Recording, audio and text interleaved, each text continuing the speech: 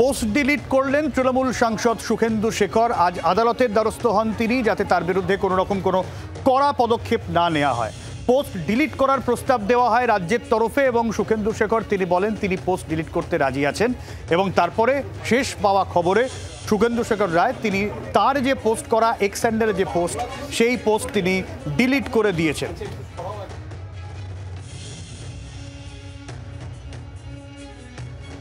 আপনাদের আরও একবার জানিয়ে রাখবো, হাইকোর্টে সুখেন্দু শেখর রায়ের মামলার শুনানি ছিল। পোস্ট ডিলিট করার প্রস্তাব দেওয়া হয়েছিল রাজ্যের তরফে এবং সেক্ষেত্রে পোস্ট ডিলিটও করে দিয়েছেন তৃণমূল সাংসদ। আগেই রাজ্য তার আশ্বাস দিয়েছিল যে যদি তিনি পোস্ট ডিলিট করেন তার বিরুদ্ধে কোনো কড়া পদক্ষেপ নয়।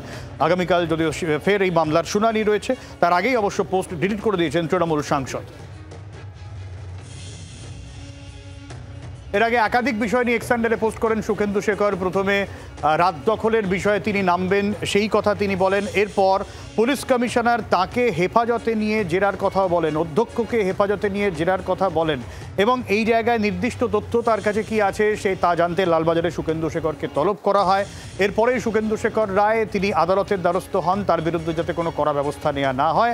রাজ্যের তরফে আশ্বাস দেওয়া হয় যদি তিনি পোস্ট ডিলিট করেন তার বিরুদ্ধে কড়া ব্যবস্থা নয়। অবশেষে পোস্ট ডিলিটও করে দিয়েছেন সুখেন্দু শেখর রায়।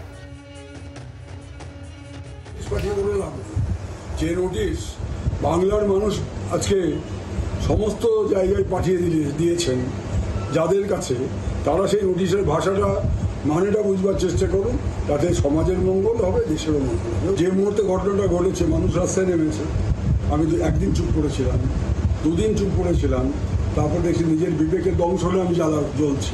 আমি একটা অসুস্থ লোক, আমাকে তো আমি আজকে দুরন্ত ঘোড়ার মতো ছুটতে পারবো না। তৎসত্ত্বেও আমি আমার সীমিত ক্ষমতার মধ্যে দিয়ে সামান্য কয়েকজন বন্ধুবান্ধব পাড়া প্রতিবেশীকে ডেকে আমি নেতাজি স্ট্যাচুর নিচে বসেছি।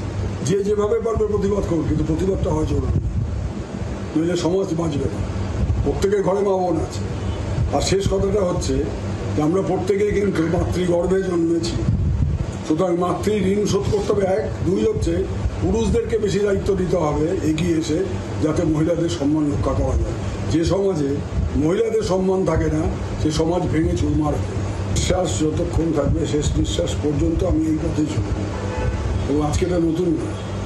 যদি ব্যক্তিগত কথা বলতে হয় তাহলে নির্ভয়া কাণ্ডের সময় দিল্লিতে প্রতিবাদীদের সঙ্গে আমি পায়ে হেঁটেছিলাম, তখনও আমি সাংসদ ছিলাম। যখন আমি সাংসদ ছিলাম না, হেতালপাড়েকে ধনঞ্জয় যখন রেপ করে খুন করলো ভবানীপুরে, তখনও আমি ওই মিসেস ভট্টাচার্যের সঙ্গে যাইনি, কিন্তু আলাদা সংস্থার হয়ে আমি রাস্তায় নেমেছিলাম, ধনঞ্জয় ফাঁসি চেয়েছিলাম। বাংলার আওয়াজ, বাঙালির আবেগ, জি 24 ঘন্টা।